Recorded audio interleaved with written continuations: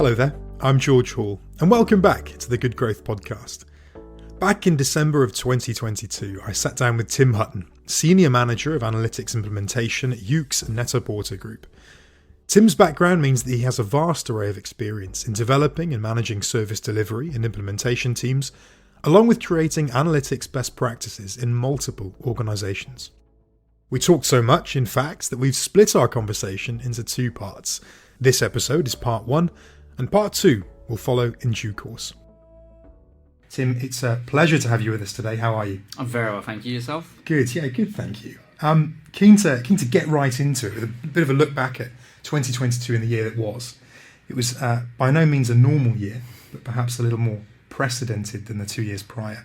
Keen to get your thoughts on kind of what was the year like for eCom brands, do you think, in general? Positive, negative, somewhere in between? I think somewhere in between, but closer to the positive side. Good. I think it was, as you say, still not quite normal, but perhaps more than it has been the last 2 years. Sure. And I think brands had to adapt all over again, because we had the last 2 years of adapting to everyone's at home, people can't necessarily go out, all of these things, and you had to adapt to how do we service people in their homes.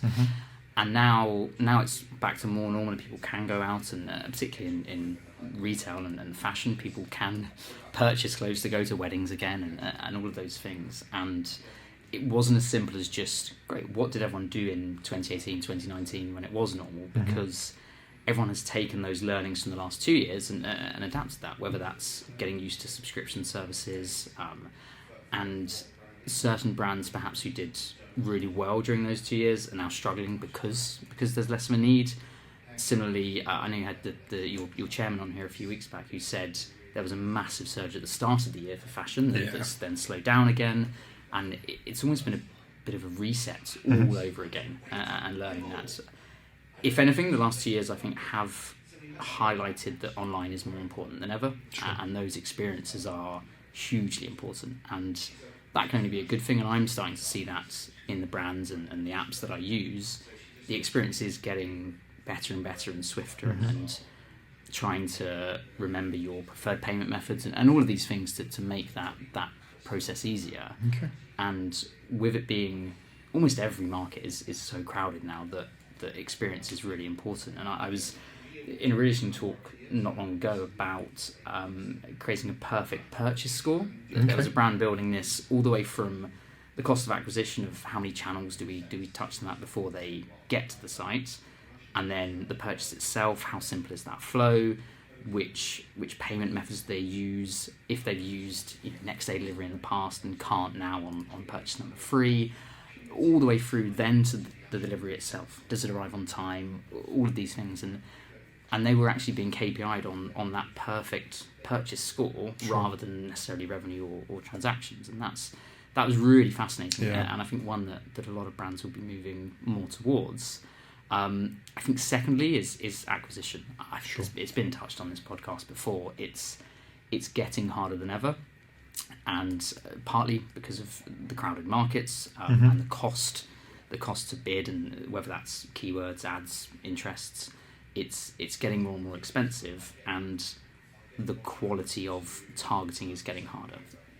It's partly due to privacy regulations, which is a good thing, but also I guess due to certain browser and technology limitations too, and therefore that's a real challenge, and that will be, I think, going into the next year. But is also a really good opportunity, I think, for brands to really start to develop and use their in-house data, their in-house teams as well, using analysts and data scientists to almost take the control over those audiences, rather than just, okay, Meta, this person's viewed this product, go and target them. It's, let's bring it in-house, let's build audiences, let's do predictive modelling, and then we tell the Metas, the Googles, what audiences we want targeting. So it will still be a huge challenge, but I think there are opportunities there to really take a lot of control of how we're marketing moving forward. Okay. It's interesting, you mentioned a few adaptations, subscription services, I guess, sort of the tips of everyone's tongues at the moment, and a few different ways that businesses have adapted to what was, it's been a challenging few years. Do you think that sets a lot of e-com retailers in a really good stead for 2023? Those growth opportunities continue? it sort of exponentially gets better? I think so, yes. Yeah, I think, again, there's no longer just a focus on just what does a person do on the site now. Sure. It is definitely how do we obviously bring good quality traffic in because of the cost involved. How do we, when they're here, make that experience the best it can be, whether that's driving anyone on a mobile straight to the app, whether that's I saw a really good example of looking at trousers, and before you even enter a PLP, ask for your size, and therefore it only shows all the products in yours and maybe one size up and down, which I think is really great. And again, it's just that's such a small thing, but feels so personalised, and therefore makes that experience a lot better. And I think we'll see more and more of those tweaks moving forward. Yeah, and then further down the line at the payment flow, right, making that as straightforward as possible. If someone is on an app, give them the native payment method. Sure. That is, they can just put a thumb in, and they don't need to put the address, they don't need the card details, all of these things. And it's I think we will see more and more brands making use of the technologies available, and that can only be a good thing, right? The making online better is, I think, the purpose of all these privacy changes.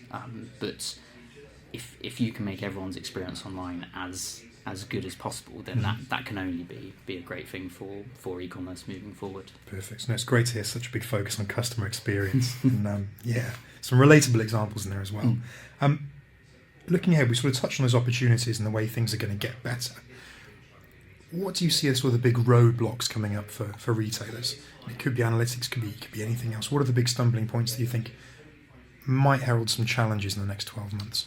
I think we've already seen some towards the back end of this year. Obviously, global events are having an impact on supply chains, Sure. on the cost of shipping things. And the other side of that, everyone is being hit by this cost of living crisis, not just in the UK, but abroad.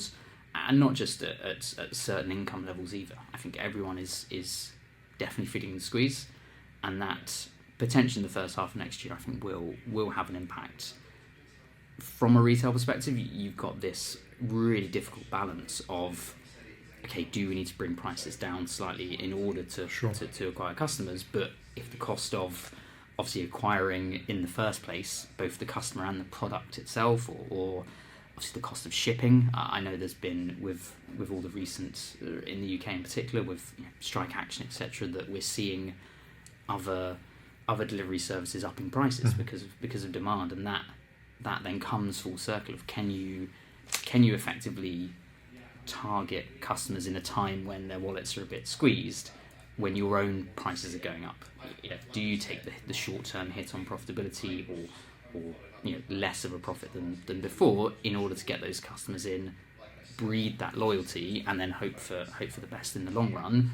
Or do you just simply take a short-term hit and hope for the best in 6-9 months? And as a sort of a shopper yourself, stepping away from kind of business mindset, do you think your attitude towards discounting and delivery has changed?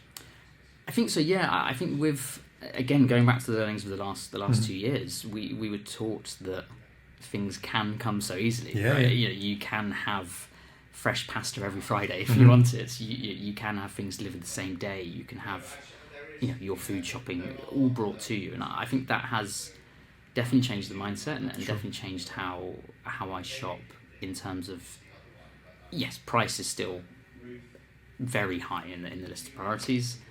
The time it will take to come as well, because I wouldn't say I'm a huge shopper, but when I do, it's typically because I need something. Sure. And a really good example is yesterday or the day before, in fact, my phone battery has finally given up the ghost. I know the feeling. We're going away for Christmas at the end of the week, and therefore you go, right, there's not enough of a price disparity in the phone I'm after to necessarily go for the cheapest if it's going to take, if predicted delivery is the day before I'm going. Sure. Because if there's any delays, we're in trouble. So you look at, okay, it's £5 more, it's £10 more, but I can go and collect it today, or I can have it delivered tomorrow before 11 a.m. Sure. And I think that is a big thing that I think has changed for my own shopping from the last 2 years. I think that convenience of how is it going to come? Is it going to be in the right time? And is it in the right price as well? Cool.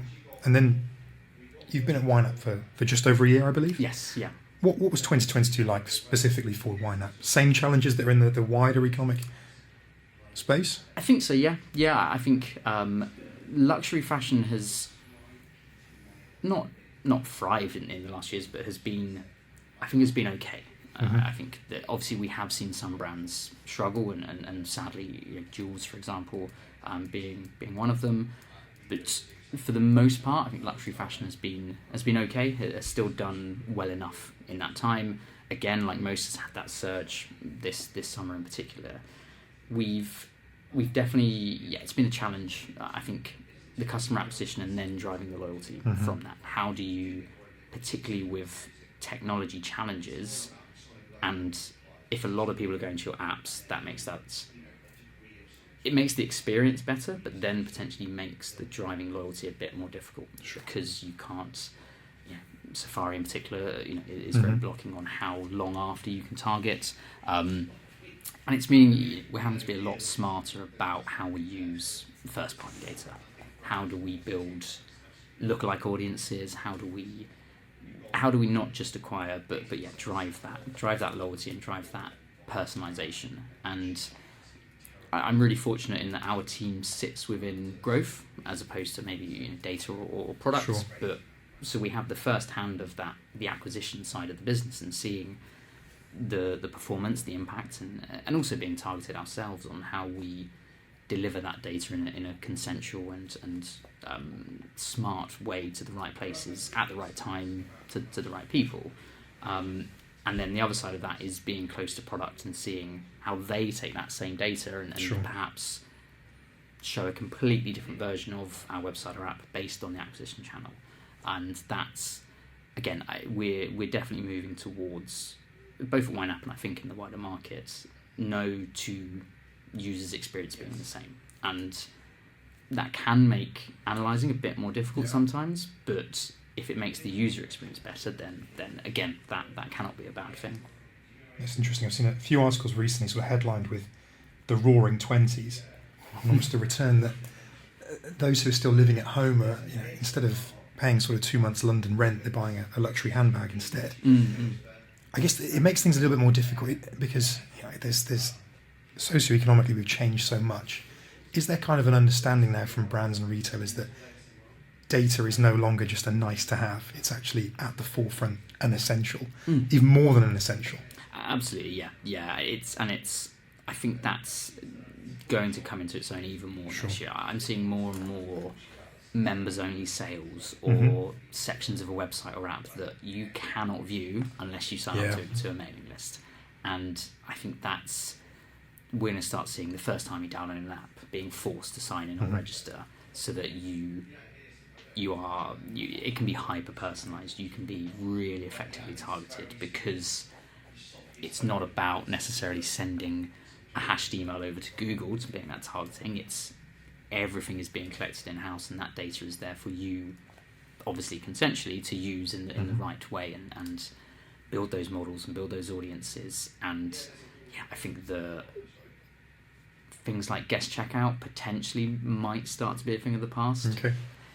There's the other side of that, of you make the experience better by offering Google Pay, Apple Pay, but then if there's hide my email address, for example, in iOS that can then impact your targeting, it's a real two sides of the coin of what do you go with. But that data capture, I think, is becoming more important than ever, and then how it's used as well. I think no one is just firing out email blasts to everyone on a mailing list anymore. It's as targeted as it can be. Again, that's a good thing, right? That means less spam for the end user, more relevant content for them, and ideally you can then build that loyalty from there. Sure. And you mentioned analytics teams need to be smarter about first-party data. Obviously, you head up an analytics team. You've worked across a number of different teams, a number of different organisations. What are the big challenges on the horizon for analytics teams? I think, obviously, anyone using Google, there's the obvious elephant in the room of GA4. And I think that there are challenges of, one, the amount of data you can capture now. That is being potentially reduced, dependent on how you foresee these privacy challenges. And again, that's not a bad thing, right? The user should be in control of their data, absolutely. And if they do not want to be tracked, you have to respect that, of course. And therefore, your year-on-year comparisons are getting more and more difficult. And I think at the same time, the way you analyze is changing. It's no longer just your bounce rates of 2016. It's no longer just at a session level. That loyalty and that acquisition, a customer life cycle just to make one purchase could be 4 channels, 15 sessions, and a £10 purchase at the end of it, right? And that's definitely feeding into the analysis that we're having to do, and effectively into the tracking as well of looking at things rather than at a session level, at a user level. So, and that's where some elements, I think, of GA4 are moving people in the right direction. User conversion rate rather than session conversion rate.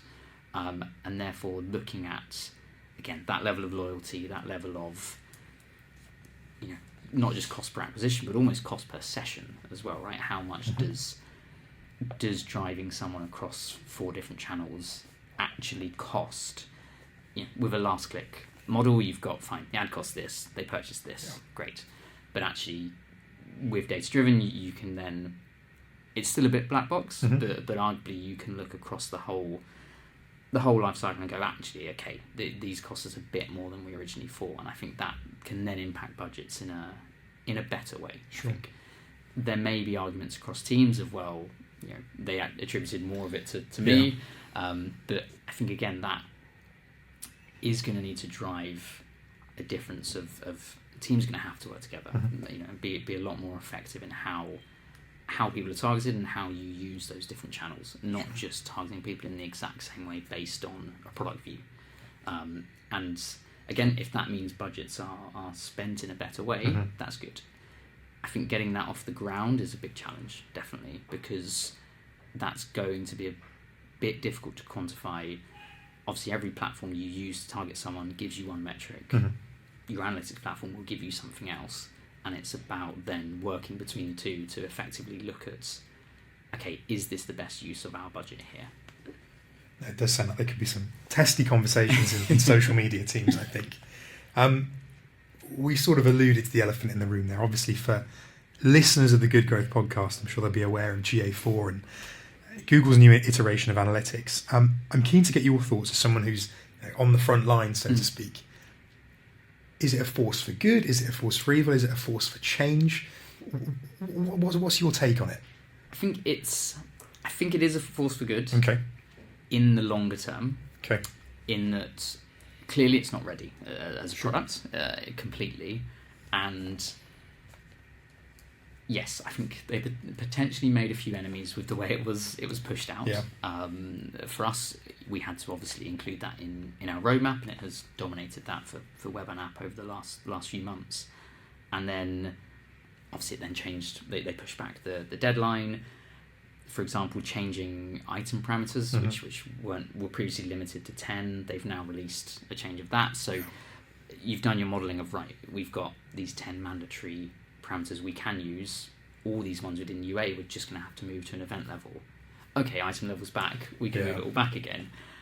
So that's been really tricky, I think, from an implementation perspective. It is a lot better from a debug perspective. I will say it's a lot easier to use, a lot better. There's a lot more opportunity, especially on app, to run testing in parallel with Firebase. And arguably, putting the marketer's hat on, you can go, actually their rollout was very clever. If not enough people are using the beta, they just force everyone with this deadline to have to use the beta.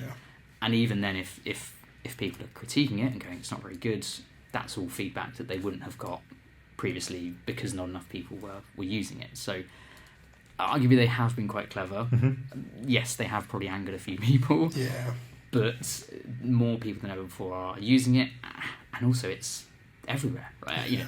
I think you've done 2 episodes this series on GA4. Yeah, it seems like every month there's a new piece of content we can put out. But I suppose a company like Google could probably afford to annoy a few people, can't they? Yeah, exactly. And again, it's all, even those articles critiquing it and criticising are probably being drowned in just how-to articles and people finding new things, and it's pretty much all I'm seeing on LinkedIn is GA4 videos, how-tos, new tools that people have built for it. So that's, they have done well on that front, I would say. And from a usage front, I think it will be a good tool. I think it's been alluded to here previously that it is just going to gradually become a cleaner version of UA. And we're already seeing the landing page report that was rolled out not long ago, and we'll see more of those standard reports come in. But if it changes the model of how people analyze, going back to that user level rather than session level, that is how e-commerce is moving. That people are having multiple sessions before purchase, and therefore using just session level metrics is going to be a thing of the past, I think. And therefore, in that instance, I think GA4 is definitely moving in the right direction. It is forcing a lot of difficult conversations and a lot of prep work, because I don't think a lot of businesses are moving straight over yet, and therefore there's this hybrid of keep doing what you're doing in UA, but please make sure you're starting to prepare for this future and building reports that are the same and knowing which metrics are going to change, and therefore effectively KPIing and targeting differently based on that, which is a real challenge, but again, long term, I think will definitely be a good thing for sure. Okay, and it's probably something that's only being made more difficult by behavioural changes in shoppers, right? But it feels like there could be a period in early to mid 2024 when a lot of businesses suddenly enter mad panic stage. Well, that feels like a fairly good time to end part one there, talking obviously about one of Good Growth's favourite topics of the moment, GA4. Keep an eye out for the second part, in which we go into more depth on Tim's experiences in mentoring and coaching, and also his predictions for the year ahead.